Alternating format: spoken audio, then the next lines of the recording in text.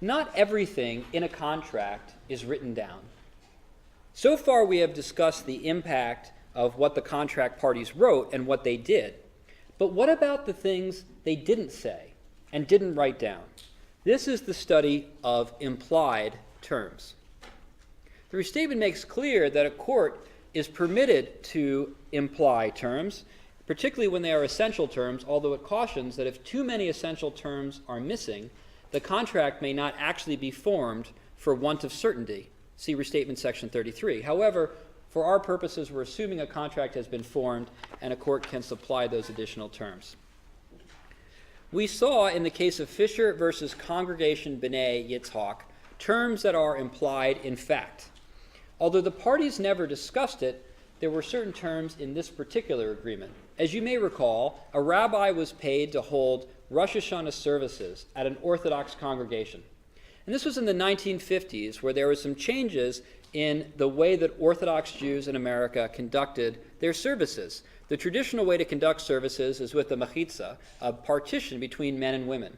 And when this Orthodox rabbi, who is ordained as an Orthodox rabbi and followed Orthodox tradition, contracted with this Orthodox chartered congregation, the parties both assumed that there would be this mechitza, this separation, present at the time of the religious service.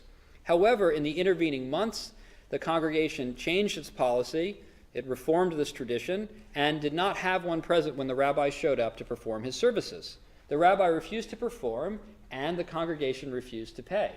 The question was whether or not this term was incorporated into the contract, even though they never wrote it down. And since it was immemorial in Jewish law, and both parties had this common understanding, the court found that the observance of Jewish law, including the placement of a mechitza between men and women at the service, was an implied term in this contract, in fact, meaning, in fact, that the parties would have actually intended this term. These actual parties would have intended that term and would have written it had they thought about it.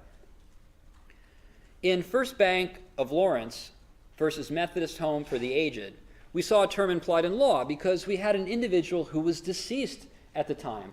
So we could not depose this individual and determine whether or not she had intended to give all of her money to the Methodist home if she died during a probationary period.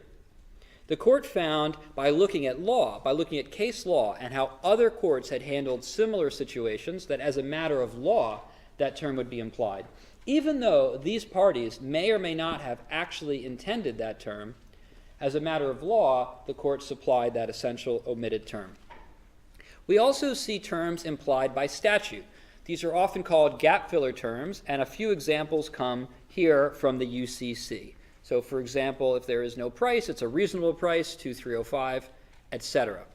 And so here we have other implied warranties for the sales of goods, and there can be other implied terms from other statutes as well. So we have three bases for implied terms: fact, law, or common law, and statutory law.